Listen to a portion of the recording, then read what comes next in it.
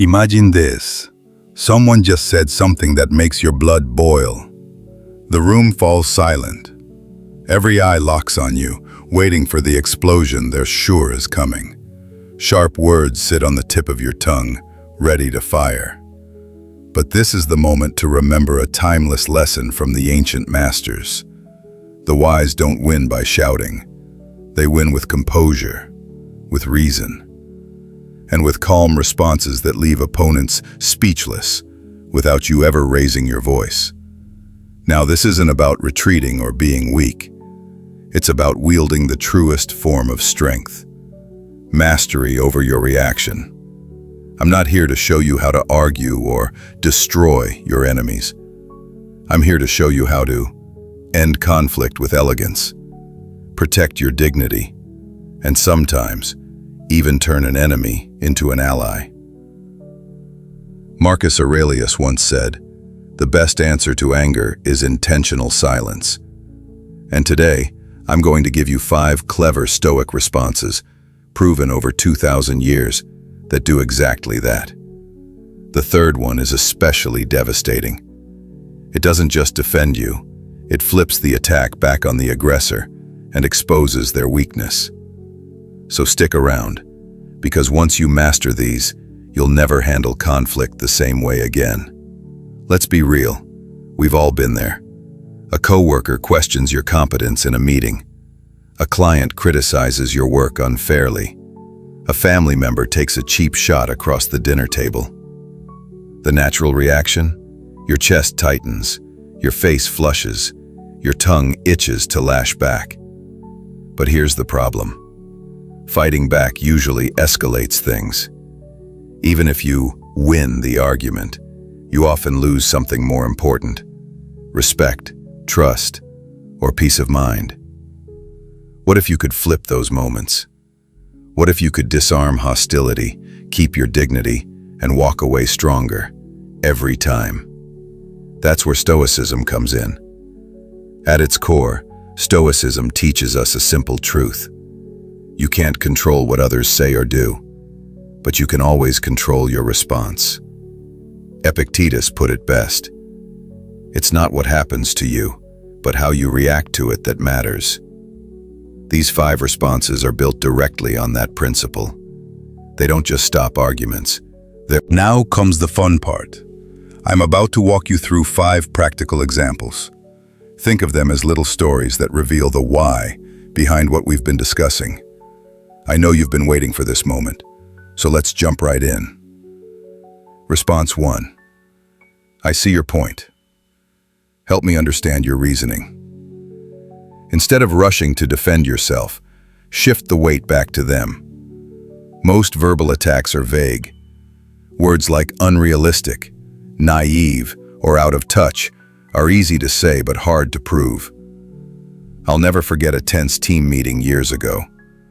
I presented a proposal I'd worked on for weeks when a colleague cut me off. "You're completely out of touch with reality on this proposal." My blood boiled. My instinct was to rattle off research, data, and expert opinions. Instead, I took a breath and said, "I see your point, David. Can you help me understand your reasoning? Which parts seem unrealistic to you?" The room went silent. All eyes shifted to him. And suddenly, he froze. He admitted he hadn't read the full proposal. His criticism was gut reaction, not fact. That's the genius here. You don't fight. You simply invite them to explain. If their point is solid, you learn. If it isn't, they expose themselves. The psychology. Critics expect defensiveness. When you respond with calm curiosity, you derail their script. Response 2. You're absolutely right, and here's what I'm going to do about it. Sometimes, the strongest move is to strategically surrender. If someone points out a legitimate flaw, don't waste energy on excuses. Own it and act. Example. A client once said in front of my whole team, "Your group has missed the deadline again." This is becoming a serious pattern. Everyone looked at me, expecting excuses about resource shortages or shifting scope. Instead, I said, "You're absolutely right, and here's what I'm going to do about it." This week, I'm rolling out a new tracking system. You'll get weekly updates starting Friday, and I'll personally make sure this project hits the revised deadline. The tension evaporated. Instead of pressing harder, the client leaned in. Response 3. That's an interesting perspective. What made you think of it? This one is brilliant. It lets the other person reveal themselves. I saw it at a dinner party. A friend of mine, Rachel, runs a successful freelance design business. Someone sneered. Freelancing must be nice. Basically getting paid to play on a computer without real responsibility. Everyone felt the jab. Rachel could have defended herself with a list of clients and achievements. Instead, she smiled and asked, "That's an interesting perspective. What made you think of that?" The man stumbled. "Well, I guess I don't really know what freelance design involves." And just like that, he exposed his own ignorance. That's the beauty. You don't fight, you shine a light. Their words unravel on their own. Marcus Aurelius said, "The best revenge is not to be like your enemy." That's what this response does. It keeps you calm while they reveal their weakness. Response 4. I appreciate you sharing that with me. Unexpected gratitude is like pouring water on fire. A few years ago, I had just adopted a rescue dog. While I was at work, he barked non-stop in the early mornings. I had no idea until my neighbor stormed over, furious. "Your dog is driving the whole neighborhood crazy. Some of us are ready to call animal control." I wanted to explain, to defend, to push back. Instead, I said, "I really appreciate you sharing that with me. I had no idea this was happening, and I'm glad you told me directly." The change was instant. His shoulders relaxed. His tone softened. We ended up swapping dog training tips and numbers. The psychology. People rehearse confrontations, expecting excuses. Gratitude flips the script. Instead of adversaries, you become collaborators. Seneca said, "Every new beginning comes from some other beginning's end." Gratitude ends the fight before it begins and replaces it with cooperation. Response 5. Silent pause plus. Thank you for that insight. Sometimes the strongest response is silence.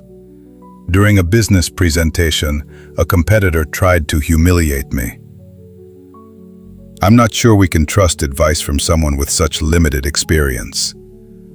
The room froze. Everyone waited for me to defend myself. Instead, I paused. 3 full seconds of silence. Then I said, "Thank you for that insight." The silence worked like a spotlight. His comment echoed, sounding pettier by the second. People shifted uncomfortably. And in the end, we won the contract, not despite his attack, but because of it. The secret weapon here is the pause. It forces people to hear the attack for what it is, while your calm reply highlights your composure. Epictetus said, "It's not what happens to you, but how you react to it that matters." This response shows complete emotional control, the kind of strength that commands respect.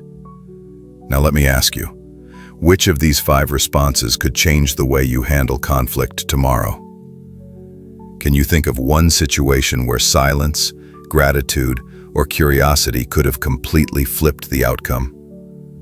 Type it in the comments. I'd love to read your stories. If this video gave you new tools for difficult conversations, give it a like so others can find it too.